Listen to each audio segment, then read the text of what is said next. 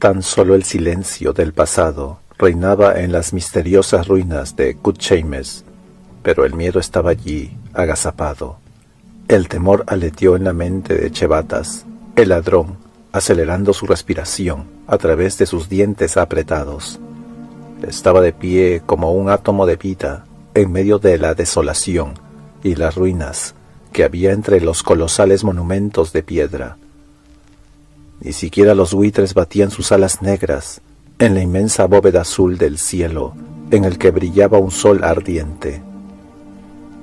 A ambos lados se alzaban las lúgubres reliquias de una era olvidada, enormes columnas rotas levantando sus truncados muñones hacia las alturas, larguísimas filas ondulantes de murallas derruidas, caídos bloques de piedra de dimensiones ciclópeas, estatuas destrozadas, cuyos contornos monstruosos habían sido erosionados por los vientos y las tormentas de arena. No había señales de vida en todo el espacio que se extendía de horizonte a horizonte, solo el imponente desierto desnudo, dividido en dos por la sinuosa línea de un río seco hacía mucho tiempo. Aquella vastedad de colmillos relucientes que constituían las ruinas, de columnas erguidas como rotos mástiles, de naves hundidas, la dominaba la elevada cúpula de marfil, ante la que temblaba Chevatas. La base de aquella cúpula era un gigantesco pedestal de mármol que se elevaba desde lo que había sido alguna vez una especie de mirador sobre el antiguo río. Amplios escalones conducían a la gran puerta de bronce, apoyada sobre su base como la mitad de un huevo gigantesco. Aquella cúpula de marfil puro brillaba como si unas manos misteriosas la estuvieran puliendo continuamente. El gran domo arrojaba destellos dorados, a través de los cuales se divisaban los brillantes jeroglíficos que circundaban el ábside. Ningún hombre en el mundo era capaz de leer esas inscripciones, pero Chevata sintió un escalofrío ante las sombrías sensaciones que suscitaban en él, pues pertenecía a una raza muy antigua, cuyos mitos remontaban a la noche de los tiempos. Chevatas era un hombre delgado y ágil, como corresponde a un maestro de ladrones de Zamora. Tenía la cabeza rapada y vestía tan solo un tapabarro de seda de color escarlata. Como todos los de su raza, era de piel muy oscura y rostro de buitre, del que destacaban unos ojos negros y vivaces. Sus dedos, largos y finos, eran rápidos y nerviosos, como las alas de una mariposa nocturna. De su cinturón de escamas doradas colgaba una espada corta y estrecha, con una empuñadura enjollada y una vaina de cuero ornamentado. Chevatas parecía manejar su arma con un cuidado exagerado. Incluso daba la impresión de querer mantener la vaina apartada de su cuerpo, a fin de que no entrase en contacto con la piel desnuda del muslo. Y sus cuidados no estaban desprovistos de fundamento. Chevatas era ladrón entre ladrones, y su nombre se pronunciaba con temor en los tugurios del Maul y a la sombra de los templos de Bel. De él hablaban las canciones y leyendas de aquellas tierras. Sin embargo, el miedo encogió el ánimo de Chevatas cuando se encontró de pie ante la cúpula de marfil de Cutchames. Cualquier persona, por poco entendida que fuera, podía darse cuenta de que había algo sobrenatural en aquel edificio. El viento y el sol lo habían azotado durante 3000 años, y a pesar de ello el marfil y el oro se alzaban claros y relucientes, como el día en que fuera erigido por manos desconocidas a orillas del anónimo río. Esta sensación misteriosa y sobrenatural que transmitía el edificio estaba en consonancia con el aura que emanaba de las ruinas encantadas. El desierto era una enigmática faja de tierra que se extendía hacia el sudeste de Chem. Unos pocos días a lomo de camello en esa dirección, como bien sabía Chevatas, llevarían al viejo hasta el gran río Styx, donde está trazada un ángulo y seguía hacia el oeste para desembocar finalmente en el lejano mar, justamente en el punto en el que se desviaba comenzaba Estigia, la oscura tierra del sur, cuyos dominios bañados por el gran río contrastaban con los yermos circundantes. Hacia el este, el desierto se prolongaba en las estepas que llegaban hasta el reino hircáneo de Turán, que alzaba su esplendor bárbaro a orillas del gran mar interior. A una semana de viaje a caballo hacia el norte, el desierto concluía en una serie de montes áridos, detrás de los cuales se hallaban las fértiles llanuras de Kot, el reino más meridional de Iboria. Al oeste, las arenas del desierto se fundían con las praderas de Chem, que llegaban hasta el océano. Chebata sabía todo esto sin ser consciente de ello, del mismo modo que una persona conoce las calles de su ciudad. Era un avezado viajero y había saqueado los tesoros de muchos reinos, pero ahora vacilaba y se estremecía ante lo que constituía su mayor aventura, y ante el tesoro más cuantioso de cuantos conociera. Debajo de aquella cúpula de marfil yacían los huesos de Tugra Kotán, el sombrío hechicero que había reinado en Cucheimes 3000 años antes, cuando los reinos de Estigia y Aquerón llegaban hasta las mesetas que había al norte del río, pasando por las praderas de Echem. Luego las grandes invasiones iborias llegaron hasta el sur, desde la cuna de su raza, que se encontraba cerca del Polo Norte. Fueron migraciones masivas que se prolongaron a lo largo de siglos y eras. Pero bajo el reino de Tugra Kotán, el último brujo de Cucheimes, unos bárbaros de ojos grises y cabello leonado, vestidos con pieles de lobo y cotas de malla, llegaron desde el norte para sojuzgar al opulento reino de Kot con sus espadas de hierro. Se abatieron sobre Cucheimes como las oleadas de una marea y bañaron en sangre las torres de mármol. El reino de Aquerón fue sometido por el fuego y la violencia. Pero mientras asolaban las calles de la ciudad y mataban a sus arqueros como si estuvieran talando árboles, Tugra Kotán tomó un extraño y terrible veneno. Sus sacerdotes lo sepultaron en la tumba que él mismo se había hecho construir.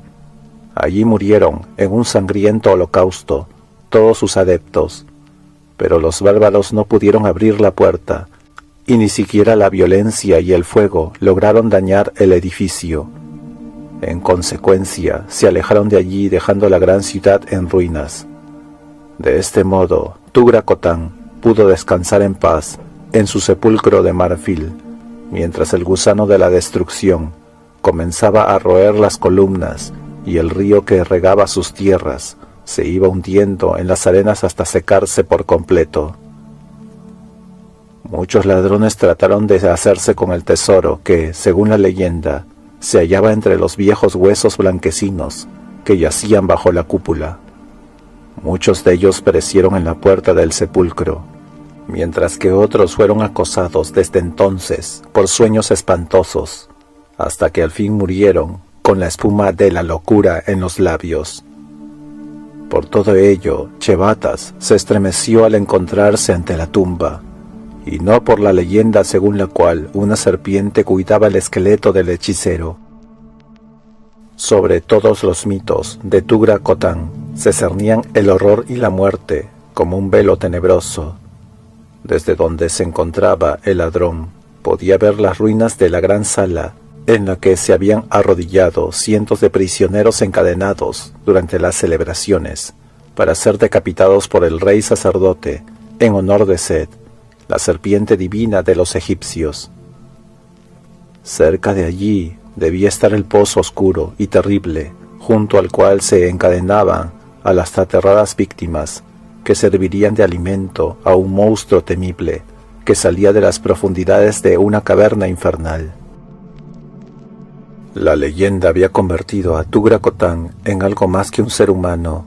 Su culto había entrado en decadencia, aunque sus devotos acuñaban todavía monedas con la imagen del monarca, que servían para pagar el paso de sus muertos por el gran río de sombras, cuya representación material era el Styx.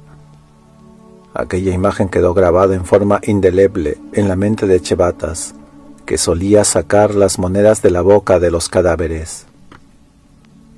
El ladrón dejó finalmente de lado sus temores y subió hasta la gran puerta de bronce, en cuya suave y lisa superficie no se veía ningún cerrojo ni pestillo. Chevatas había tenido acceso a cultos tenebrosos, había escuchado los sobrecogedores susurros de los adoradores de Esquelos a medianoche bajo los árboles, y había leído los libros prohibidos de Batelos el Ciego. De rodillas en el suelo, buscó a tientas en el umbral de la puerta y logró dar con unos salientes demasiado pequeños para ser percibidos por el ojo humano o por dedos menos sensibles. Presionó con sus dedos de una manera especial, al tiempo que pronunciaba en voz baja las palabras de un olvidado encantamiento. Cuando hubo presionado el último saliente, saltó con gran agilidad y dio un golpe seco en el centro exacto de la puerta, con la mano abierta. La enorme puerta se abrió hacia adentro sin chirrido alguno. El aire escapó con un fuerte silbido entre los apretados dientes de Chevatas. Quedó a la vista un corredor corto y estrecho, cuyo suelo, paredes y cielo raso eran de marfil. De repente, de una abertura que había a un lado del pasillo, salió reptando en silencio un monstruo espantoso que miró al intruso con ojos brillantes. Era una serpiente de unos 6 metros de longitud, cuyo cuerpo brillante estaba cubierto de escamas tornasoladas. El ladrón no perdió tiempo en pensar de qué modo habría sobrevivido el monstruo en aquellas sombrías profundidades. Desenvainó cautelosamente la espada, de la que goteaba un líquido verdoso idéntico al que emanaba de los afilados colmillos del reptil. La hoja estaba empapada en un veneno igual al de la serpiente, y el solo hecho de obtener ese veneno de los pantanos de Zingara había constituido de por sí toda una hazaña. Chevatas avanzó sigilosamente, con las piernas algo flexionadas, dispuesto a saltar con la velocidad del rayo, y necesitó de toda su coordinación y agilidad cuando la serpiente arqueó su cuerpo y atacó con una rapidez vertiginosa. A pesar de sus rápidos reflejos, Chevatas habría muerto de no haber sido por una casualidad. Sus planes de saltar a un lado y asestar un mandoble contra el cuello extendido quedaron anulados por la cegadora velocidad del ataque del reptil. El ladrón solo tuvo tiempo para extender la espada hacia adelante, mientras cerraba los ojos y lanzaba un grito. Chevatas sintió que le arrebataban la espada de la mano, y luego resonaron en el corredor los ecos de unos terribles chasquidos. Chevatas abrió los ojos, asombrado de estar aún con vida, y vio que el monstruo se retorcía con fantásticas contorsiones, con la espada hundida en sus gigantescas fauces. El azar había hecho que el reptil cayera sobre la hoja que la había tendido a ciegas. Poco después, la serpiente se había convertido en un conjunto de temblorosos anillos que se retorcían débilmente. El poderoso veneno había hecho efecto. Después de pasar por encima del ondulante cuerpo del reptil, el ladrón empujó una puerta lateral que dejó ver el interior del recinto coronado por la cúpula. El intruso lanzó un grito de asombro. En lugar de la penumbra que dejaba atrás, se halló ante una luz de color carmesí que palpitaba con una intensidad superior a la que podrían soportar ojos mortales. Procedía de una gigantesca piedra roja situada en lo alto de la cúpula.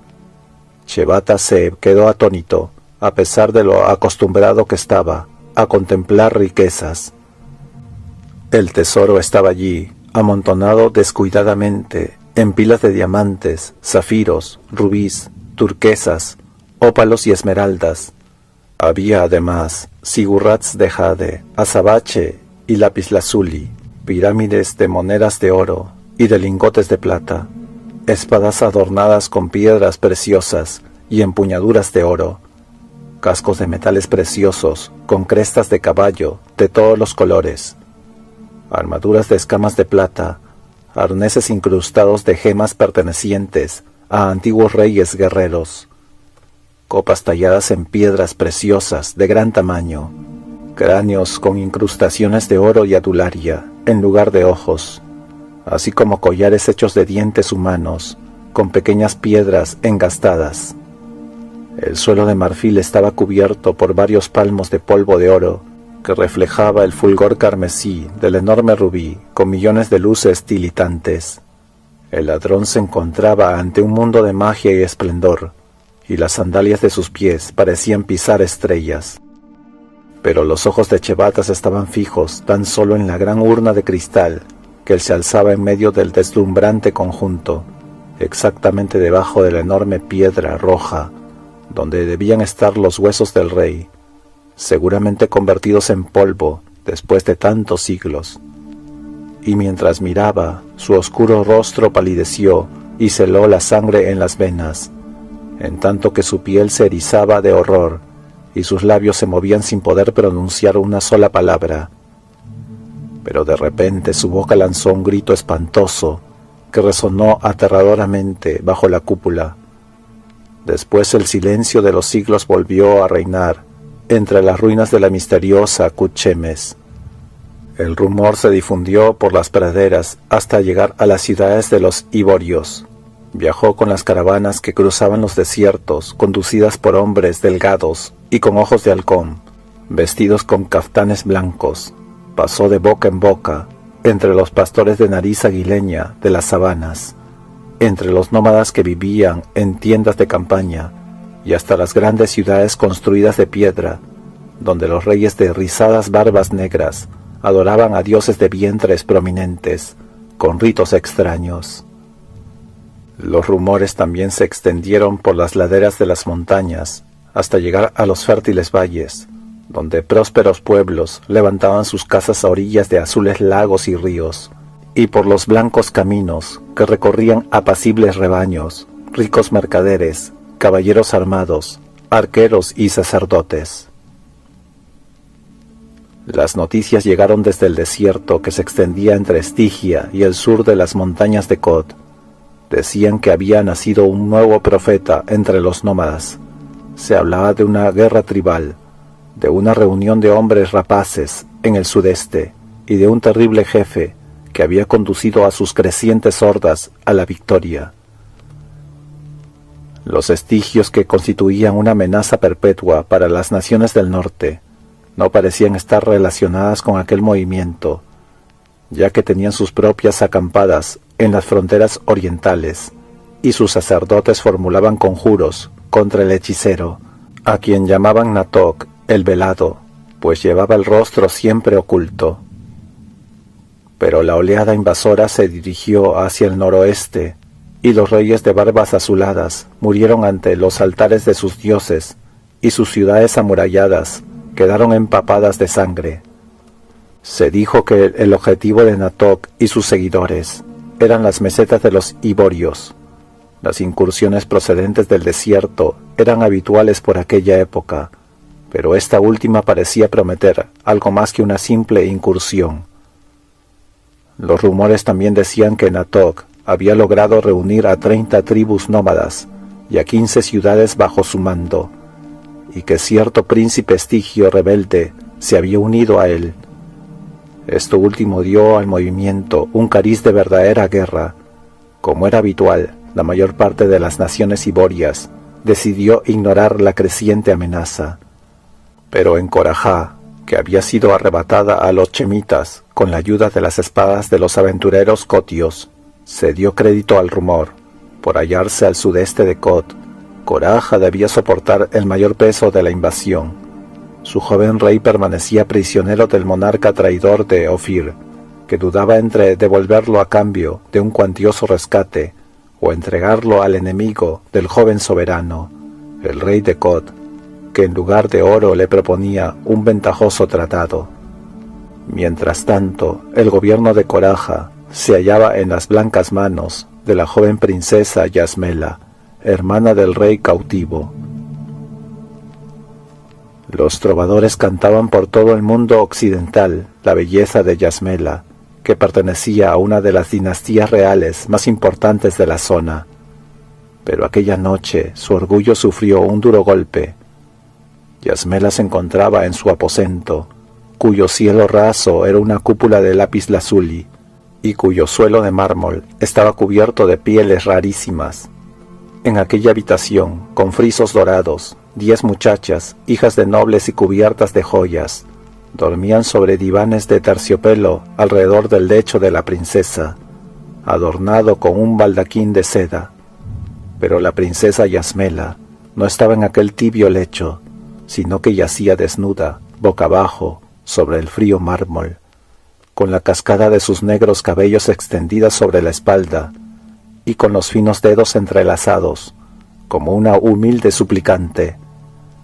El horror le había helado la sangre en las venas, y tenía los hermosos ojos desorbitados, y el esbelto cuerpo bañado en un sudor frío. Por encima de ella, en el rincón más oscuro de la alcoba de mármol, se cernía una enorme sombra informe. No era una cosa viva, ni siquiera era un ser de carne y hueso, sino solo una mancha oscura, un borrón en los ojos, un monstruoso incubo de la noche, que hubiera parecido la pesadilla de un cerebro enfermo, de no ser por 2 puntos luminosos, como un fuego amarillo, que brillaban como ojos en la oscuridad. Además de aquella sombra surgía una voz. Era un sonido suave y silbante, que no podía emanar de una garganta humana, sino de una serpiente. Aquel sonido llenaba a Yasmela de un espanto tan intolerable que la hacía retorcerse como si su blanco cuerpo estuviera sometido al castigo de un látigo.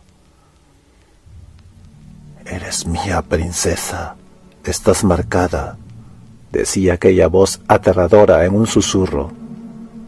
«Antes de que me despertara de este largo sueño, te había marcado y te tenía predestinada para mí. Yo soy el alma de Naktok, el velado. Mírame bien, princesa. Pronto me verás en mi envoltura carnal y entonces me amarás». El murmullo fantasmagórico se convirtió en un libidinoso chasquido de lengua que arrancó a Yasmela un gemido, al tiempo que ésta golpeaba las losas de mármol con sus pequeños puños en un paroxismo de terror. «Yo duermo ahora en una habitación del palacio de Akbitana», prosiguió la sombra. «Allí está mi cuerpo en su materialización carnal, y sin embargo, en este momento, no es más que un cascarón vacío del que ha huido el espíritu por unos segundos. Si pudieras mirar desde las ventanas de este palacio, te darías cuenta de la inutilidad de tu resistencia. El desierto es como un jardín de rosas bajo la luna, donde florecen las hogueras de mis 100.000 guerreros, así como avanza un alud creciendo en volumen y velocidad. De la misma manera invadiré las tierras de mis antiguos enemigos. Sus reyes me proporcionarán los cráneos para hacerme copas. Sus mujeres y niños serán los esclavos de mis esclavos. Me hice muy fuerte durante los años en que estuve dormido. Tú serás pronto mi reina, y yo te enseñaré las antiguas formas del placer, ya olvidadas. Nosotros». Ante el raudal de obscenidades cósmicas que comenzó a proferir aquella sombra gigantesca, Yasmela se retorció como si un flagelo lacerase sus delicadas carnes. «Recuérdalo», dijo el monstruo en voz baja. «No pasarán muchos días antes de que yo te reclame como mía». Yasmela tenía el rostro pegado a las losas y se apretaba los frágiles oídos con las manos, pero a pesar de ello le pareció oír un extraño ruido, semejante al batir de las alas de un murciélago. Entonces, al mirar temerosa hacia arriba, vio solo un rayo de luna que brillaba a través de la ventana, como si una espada de plata hubiera tomado el lugar de la sombra. Temblando de pies a cabeza, se puso en pie y se dirigió vacilante hacia un diván de satén, encima del cual se arrojó, llorando desesperadamente. Las otras muchachas seguían durmiendo, pero una se despertó, y después de bostezar y de estirar su esbelto cuerpo, miró a su alrededor. Enseguida se acercó al lecho de la princesa, y se puso de rodillas a su lado, rodeando con sus brazos la fina cintura de Yasmela. —¿Qué ha ocurrido, Hera? —preguntó la joven con los ojos negros abiertos de espanto. Yasmela le cogió las manos y se las apretó convulsivamente. —Oh, Batesa, he vuelto, lo vi, le he oído hablar. Me dijo su nombre, se llama Natok, es Natok. No es una pesadilla. Estaba allí arriba mientras vosotras dormíais como narcotizadas. ¿Qué puedo hacer? Oh, ¿qué he de hacer? Batesa hizo girar una de sus pulseras de oro alrededor de su nívea muñeca mientras meditaba. «Oh, princesa», dijo la joven, «es evidente que ningún poder mortal puede vencer a ese ser y que tampoco vale de nada el amuleto que los sacerdotes de Istar te han dado. Por lo tanto, deberías acudir al olvidado oráculo de Mitra». Yasmela se estremeció. Los dioses de ayer se convierten a veces en los demonios del mañana. Los cotios habían abandonado hacía mucho tiempo el culto de Mitra, hasta el punto de olvidar los atributos del dios universal de los iborios. Yasmela tenía la vaga idea de que, si Istar era de temer, aquel otro dios, por ser antiquísimo, lo debería ser aún más. La cultura cotia, así como su religión, habían sufrido la poderosa influencia de chemitas y estigios. De este modo, los sencillos usos de los iborios se habían modificado y corrompido en gran medida al entrar en contacto con las sensuales, lujuriosas y despóticas costumbres orientales. —¿Tú crees que Mitra me ayudará? —preguntó Yasmela, aferrando las dos muñecas de Batesa. —Hemos venerado a Istar desde hace mucho tiempo. —Claro que te ayudará —repuso la joven, que era hija de un sacerdote de Ophir, que había traído consigo las costumbres de su país cuando llegó a Coraja, huyendo de sus enemigos políticos. —Ve al santuario —agregó la joven—, yo iré contigo. —Sí, lo haré —exclamó Yasmela, poniéndose en pie. Sin embargo, cuando Batesa quiso vestirla, la princesa se negó diciendo: «No me parece apropiado ir vestida de seda al templo. Será mejor que vaya desnuda y de rodillas, como las suplicantes. Así Mitra advertirá mi humildad».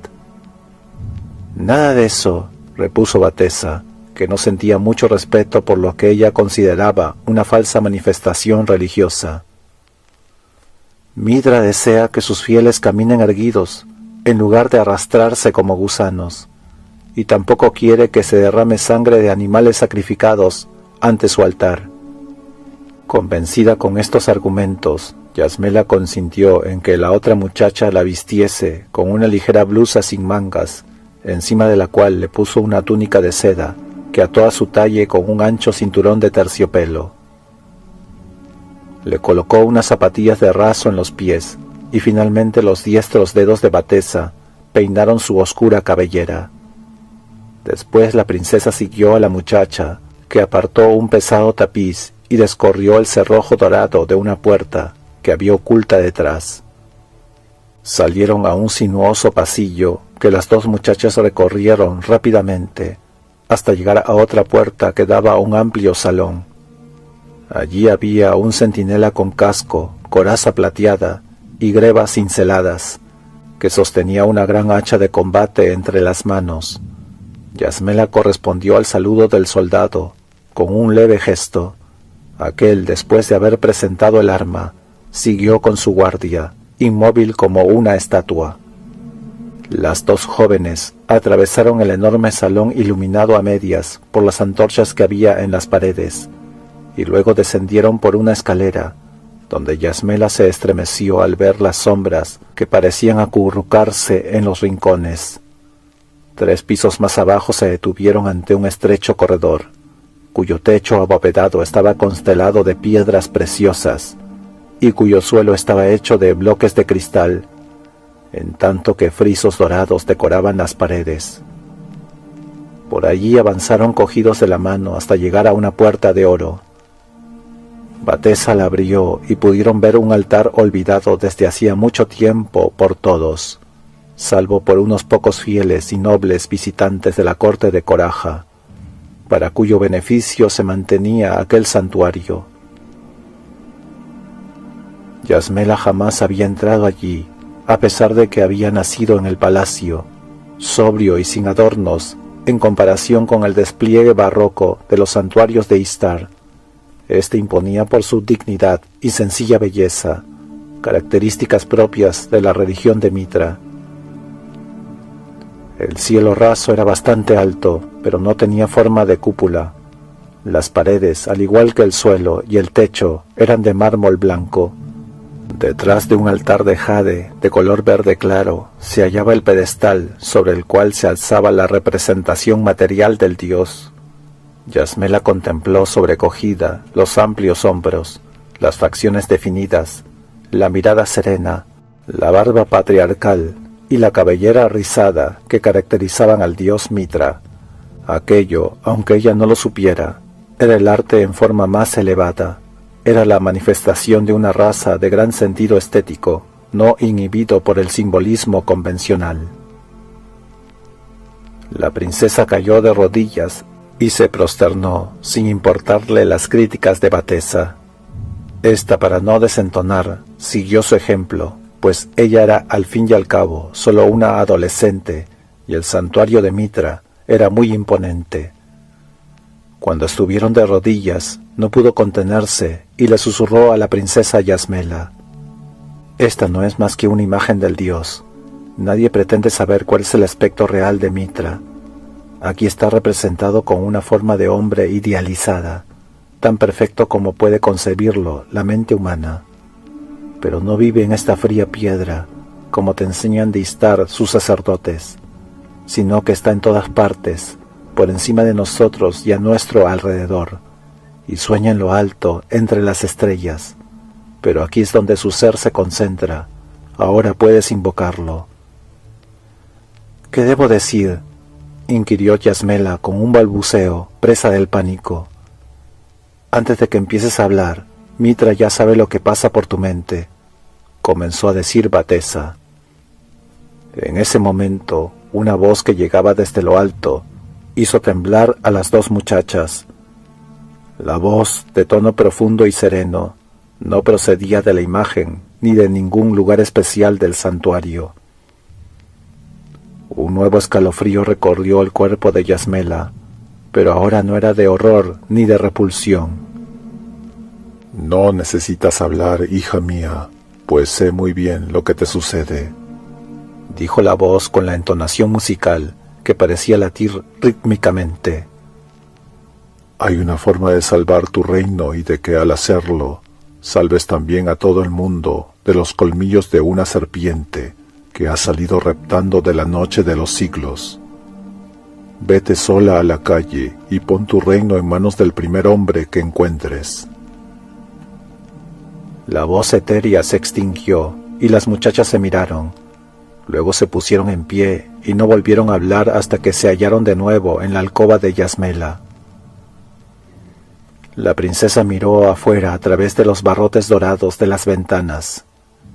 Era bastante más de medianoche y la luna se había puesto. Ya se habían agotado todos los ruidos de la ciudad. Coraja dormía bajo las estrellas que se reflejaban en los jardines, en las calles y techos de las casas. «¿Qué vas a hacer?», preguntó Batesa en voz baja, sin poder dominar aún su turbación. «Dame mi capa», dijo Yasmela con decisión. «Pero sola por las calles a esta hora», objetó la otra joven. «Mitra ha hablado», replicó la princesa. «Es posible que haya sido la voz del dios o el truco de un sacerdote. De todas formas, estoy decidida a ir». Yasmela se envolvió en una amplia capa de seda y se tocó con un gorro de terciopelo del que colgaba un fino velo. Luego recorrió apresuradamente los pasillos hasta llegar a una puerta de bronce, donde una docena de alabarderos se quedaron mirándola, llenos de asombro, cuando pasó a su lado. Aquella ala del palacio conducía directamente a la calle, mientras que en los demás sectores habían amplios jardines rodeados por una alta muralla. Yasmela salió a la calle, iluminada por farolas emplazadas a intervalos regulares. La joven vaciló, pero antes de que su resolución flaquease, cerró la puerta detrás de ella. Un ligero temblor la sacudió al lanzar una mirada hacia la calle desierta, sumida en el más absoluto silencio. Esta hija de casta real jamás se había aventurado sin compañía, fuera de su antiguo palacio. Finalmente se decidió y avanzó rápidamente, calle arriba. Sus pies, calzados con finas zapatillas de raso, pisaron suavemente el empedrado, pero incluso aquel imperceptible sonido le encogía el corazón. Le parecía que el tenue eco de sus pasos resonaba estruendosamente en toda la ciudad, despertando a los monstruos ratiformes que corrían por las cloacas. Todas las formas le parecían ocultar a un asesino. En todos los vanos de las puertas creía ver agazapados a los sabuesos de las tinieblas. En ese momento volvió a sentir un profundo estremecimiento.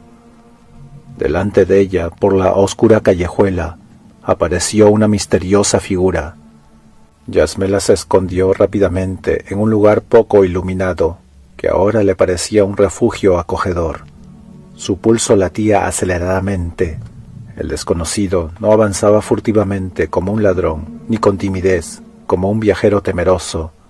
Por el contrario, su caminar era el de una persona que no tiene necesidad ni deseo de andar con sigilo. Sus pasos resonaban en el empedrado, con la fuerza que da la confianza en sí mismo.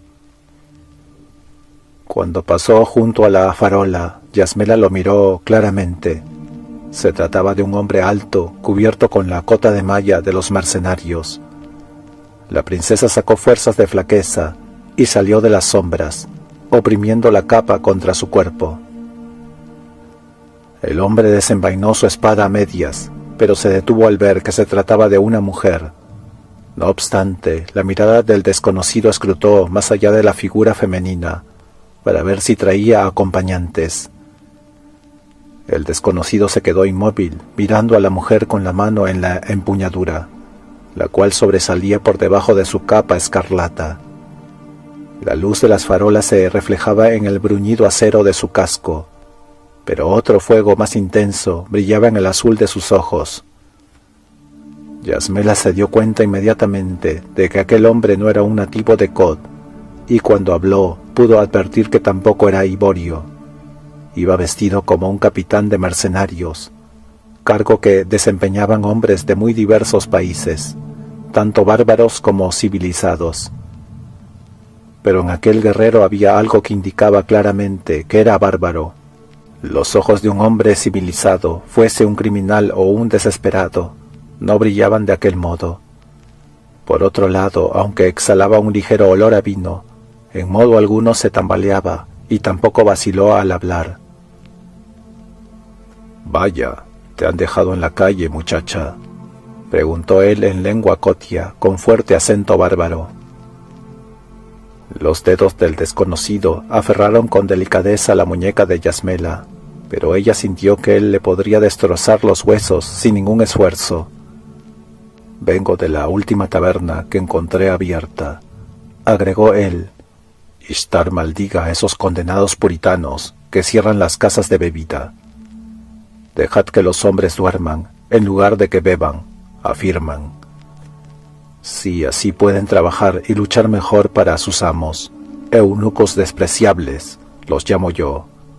Cuando servía en las tropas mercenarias de Corintia, nos emborrachábamos y pasábamos todas las noches con mujeres, sin que eso nos impidiera combatir durante el día. Sí, la sangre chorreaba de la hoja de nuestras espadas. Pero, ¿qué me dices tú, muchacha? Vamos, quítate ese condenado velo». Ella eludió con agilidad el ademán del bárbaro, para que no pareciera que lo rechazaba. Se daba cuenta del peligro que corría estando sola con un hombre que, seguramente, había bebido demasiado. Si ella le revelaba su identidad, el desconocido podría reírse de ella abiertamente o bien marcharse. Ni siquiera estaba segura de que aquel hombre no fuera a cortarle el cuello. Los bárbaros hacían cosas extrañas e inexplicables. Luchó contra su creciente temor y le dijo con una sonrisa: «No, aquí no, ven conmigo». «¿A dónde?», preguntó el mercenario con la sangre alterada, pero alerta como un lobo. «¿Me llevas acaso a alguna cueva de ladrones?» «No, no, te lo juro», contestó Yasmela, tratando de evitar una vez más la mano que él tendía hacia su velo. «El diablo te confunda», dijo él con un gruñido. «Eres tan necia como todas las Hircanias, con sus malditos velos. Vamos, enséñame tu cara de una vez». Antes de que ella pudiera evitarlo, el desconocido le arrancó la tapa y dejó su rostro al descubierto. Luego se quedó mirándola, como si su rico atuendo le hubiese impresionado, hasta el punto de disipar los efectos de la bebida.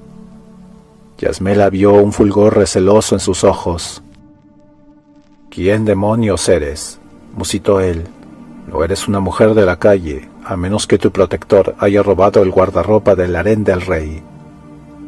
«No importa», respondió Yasmela, apoyando su mano en el fornido brazo cubierto de malla de acero. «Ven conmigo a otra calle». Él vaciló un momento y luego se encogió de hombros. La muchacha se dio cuenta de que él la había tomado por una noble dama que, cansada quizá de sus corteses amantes, buscaba un modo de divertirse por otro lado. Dejó que ella se cubriera de nuevo y luego la siguió. Por el rabillo del ojo, Yasmela observó a su acompañante mientras avanzaban juntos calle abajo. Su cota de malla no llegaba a ocultar la resiedumbre del cuerpo de tigre de aquel hombre. Todo en él era felino, elemental, indómito. Le resultaba tan extraño como la selva, comparado con los delicados cortesanos a los que ella estaba acostumbrada. La princesa temía su ruda fuerza bruta y su innegable carácter de bárbaro. Sin embargo, algo en él la atraía. Aquella cuerda primitiva que se oculta en el alma de toda mujer había resonado con fuerza. Cuando sintió la recia mano sobre su brazo, algo la hizo estremecerse. Muchos hombres se habían arrodillado ante ella, y allí había uno que, según ella presentía, jamás se había puesto de rodillas ante nadie. La muchacha estaba asustada y fascinada a un tiempo, como en presencia de un enorme tigre. Yasmela se detuvo ante la puerta del palacio y luego la abrió. Miró furtivamente a su acompañante y no vio recelo en sus ojos. «El palacio, ¿eh?», dijo él en voz baja. «De modo que eres dama de honor, ¿no es así?». La princesa se preguntó con un extraño sentimiento de envidia si alguna de sus damas lo habría llevado alguna vez a su palacio. Los soldados no se inmutaron cuando Yasmela hizo pasar al desconocido entre ellos, pero éste los miró con la fiereza de un perro de caza que observa a una jauría extraña. Yasmela lo condujo por una puerta hasta una habitación. El hombre se quedó de pie, contemplando con aire algo tímido los tapices que colgaban de las paredes. Vio una jarra de vino sobre una mesa de ébano, la cogió y se la llevó a los labios con expresión de satisfacción. En este momento entró Batesa, que los miró con inquietud y exclamó: «¡Oh, mi princesa!». «¿Princesa?». La jarra se estrelló contra el suelo. Con un movimiento demasiado rápido para que pudiera seguirlo con la vista, el mercenario arrancó el velo del rostro de Yasmela. Al reconocerla, retrocedió profiriendo una maldición, al tiempo que su espada trazaba un arco azul en el aire. Sus ojos centellearon como los de un tigre en una trampa. El aire estaba cargado de tensión, como la calma que precede a la tormenta. Batesa se arrojó al suelo, presa de terror, pero Yasmela se enfrentó al bárbaro enfurecido sin vacilar. Se daba cuenta de que su vida dependía de lo que hiciese. Enloquecido por la sospecha y por un pánico irracional, el extranjero estaba dispuesto a matar a la menor provocación, pero ella se sentía extrañamente serena. «No temas», le dijo la princesa. «Soy Yasmela, pero no hay razón alguna para que desconfíes de mí». «¿Para qué me has traído a este lugar?», preguntó el mercenario con brusquedad, mientras sus ojos ardientes miraban en derredor. «¿Qué clase de trampa es esta?». «No hay trampa alguna», respondió ella. Te he traído aquí porque puedes ayudarme. Consulté a Mitra, y él me dijo que saliera a la calle y pidiera ayuda al primer hombre que encontrara. Eso era algo que él podía entender. Los bárbaros también tenían sus oráculos. Entonces bajó la espada, aunque no la envainó. Si eres Yasmela, sin duda necesitas ayuda, dijo el mercenario con un gruñido.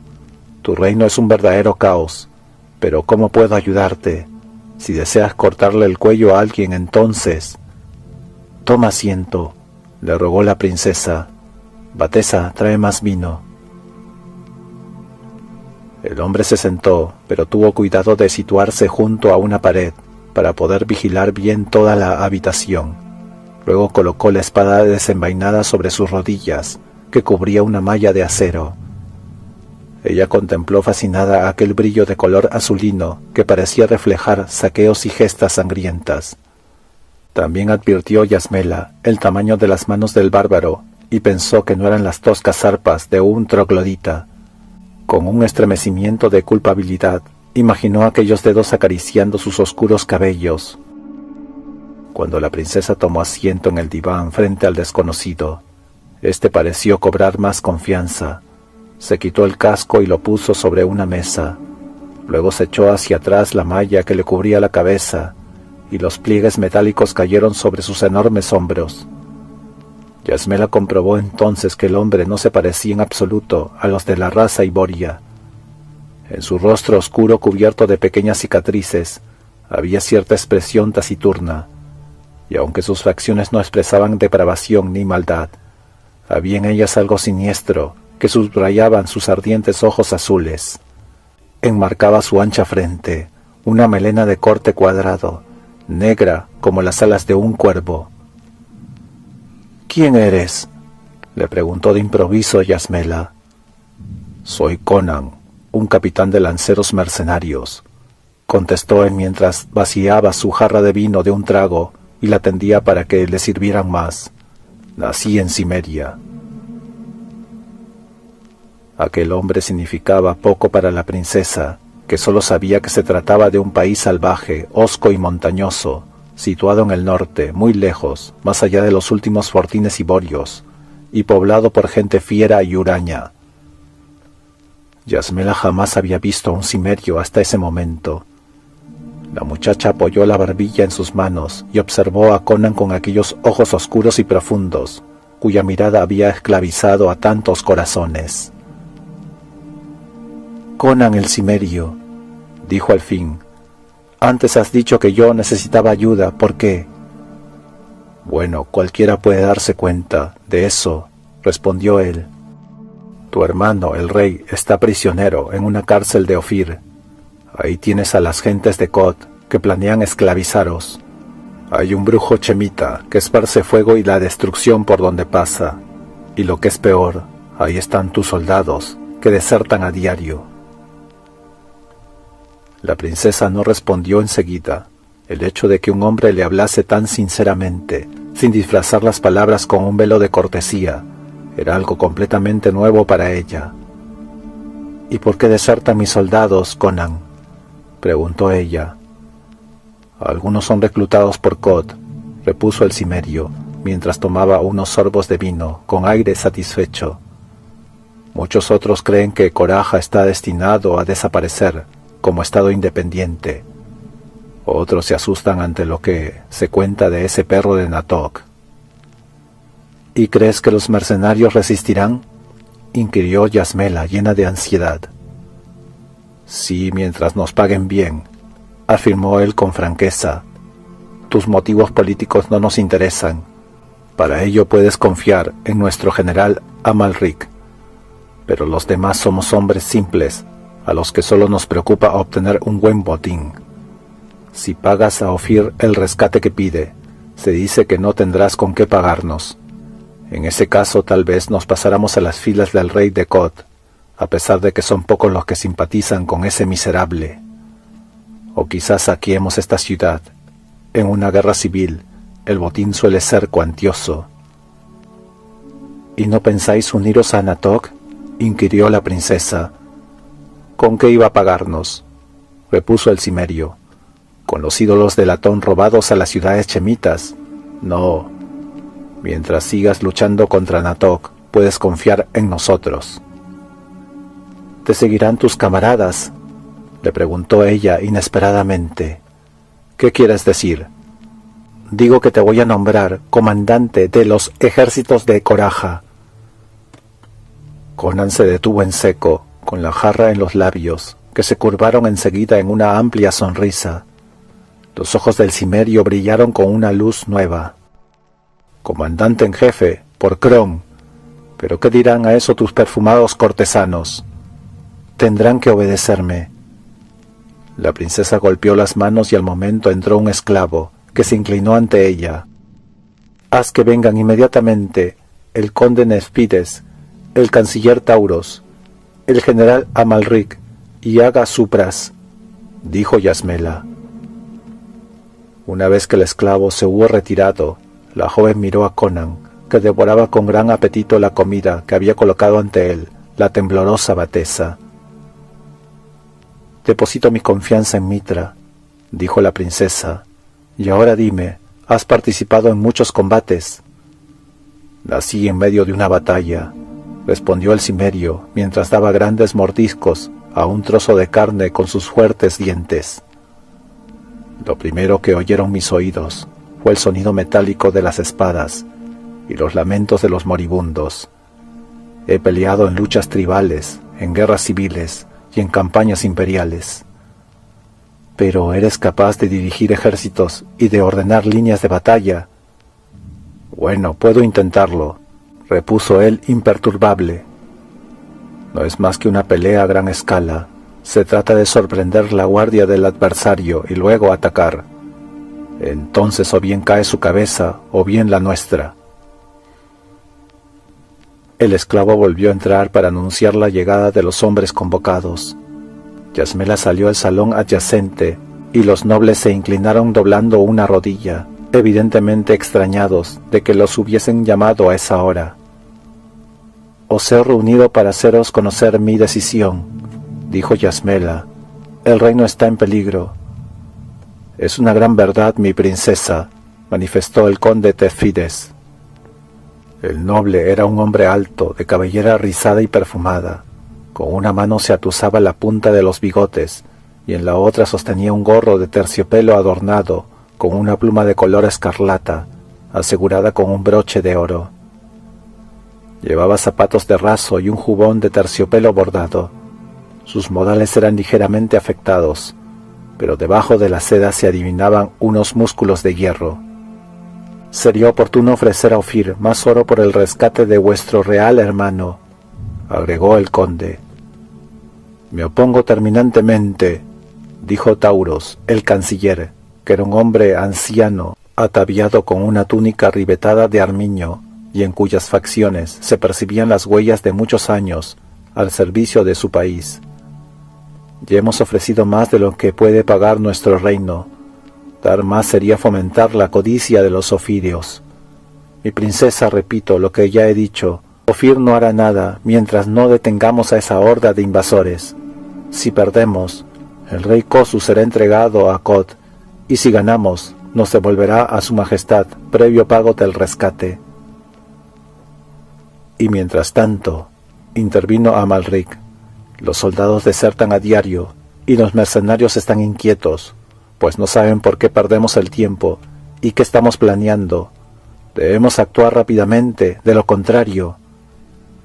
Amalric era Nemedio, un hombre corpulento, con una gran melena leónida.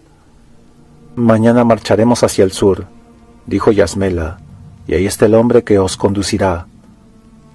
Tras apartar la cortina de terciopelo, la princesa señaló con un gesto dramático al cimerio. Quizá aquel no era el momento más oportuno para hacer la presentación del nuevo comandante, pues Conan estaba respingado en un sillón, con los pies encima de la mesa de ébano, y muy ocupado en roer un hueso de venado que sujetaba fuertemente con ambas manos. El comensal lanzó una mirada indiferente a los asombrados nobles, sonrió a Amanit y siguió masticando con indudable deleite. «Mitra nos proteja», estalló Amalric. Ese es Conan el Cimerio, el más pendenciero de todos los bribones. Lo habría ahorcado hace mucho tiempo, si no fuese el que mejor maneja la espada. Sin duda, Su Alteza, terció el conde Tesfides, y su aristocrático rostro se ensombreció. Este hombre es un salvaje, un individuo sin cultura ni educación. Considero un insulto que nosotros, unos caballeros, tengamos que estar a sus órdenes. Conde Tesfides, le dijo Yasmela, tú llevas a mi gente bajo tus arreos. Por favor, devuélvemelos y márchate. ¿Marcharme?, exclamó él. ¿A dónde? A Kod o al infierno, respondió ella con una energía insospechada. Si no me obedeces, no necesito de tus servicios. Te equivocas, mi princesa, repuso el conde, inclinándose con gesto ofendido. Yo no puedo abandonarte, solo por ti pondré mi espada a disposición de este bárbaro. ¿Y tú, general Amalric?, le preguntó ella. Este juró en voz baja y luego sonrió. Era un verdadero soldado de fortuna, y ningún avalar de la suerte, por duro que fuera, lo inmutaba. Aceptaré sus órdenes, declaró. Vida corta y placentera es mi lema, y teniendo a Conan el degollador por comandante, estoy seguro de que la vida va a ser tan alegre como breve. Por Mitra, si este perro ha mandado alguna vez algo más que una compañía de degolladores, soy capaz de comérmelo con arnés incluido. ¿Y tú, Aga?, preguntó Yasmela, dirigiéndose a Supras. El aludido se encogió de hombros, con aire resignado. Era un individuo con el aspecto típico de los nativos de la frontera meridional de Kod, un hombre alto y delgado, con cara de halcón. Istar nos manda, princesa, repuso, y el fatalismo de sus antepasados hablaba por su boca. Esperad aquí, ordenó a ella, y mientras Tesfides estrujaba una punta de su capa de terciopelo, Taurus murmuraba algo en voz baja, y Amalric paseaba de un lado a otro, mesándose la barba, sonriendo como un león hambriento. La princesa volvió a desaparecer tras las cortinas y llamó a sus esclavos. Siguiendo sus órdenes, estos volvieron con un arnés para reemplazar la cota de malla que vestía Conan. El cimerio se puso el gorguero, el escarpe, la coraza, el espaldar, la rodillera, la celada del casco y, en fin, todo lo que componía la armadura de un caballero. Cuando Yasmela corrió de nuevo las cortinas, un cimerio cubierto de acero bruñido apareció ante los nobles.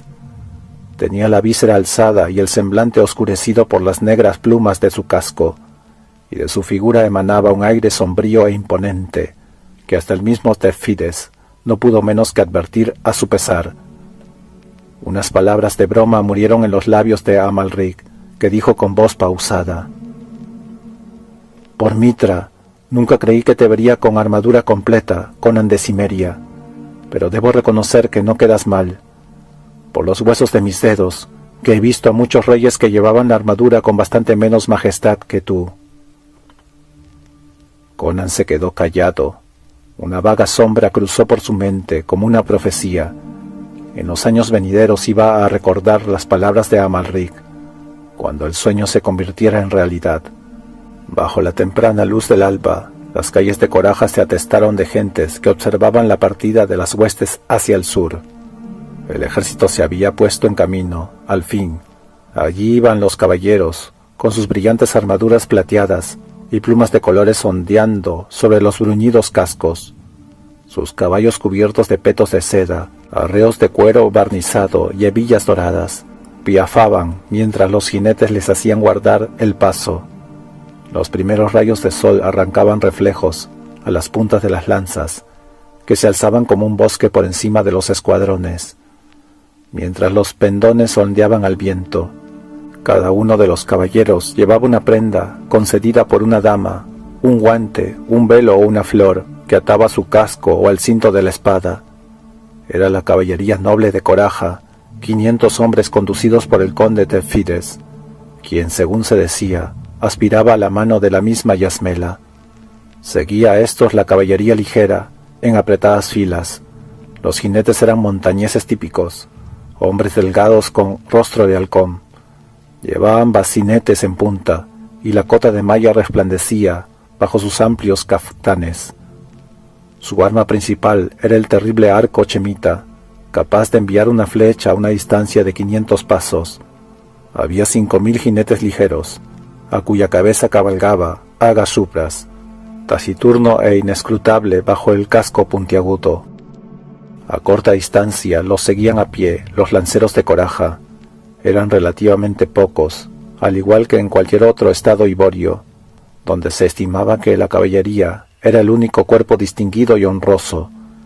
Estos, al igual que los caballeros, pertenecían a la antigua raza de Cod. Eran hijos de familias arruinadas, hombres fracasados, jóvenes sin dinero que no podían pagarse los caballos y las armaduras plateadas. Sumaban unos 500. Fin de la primera parte.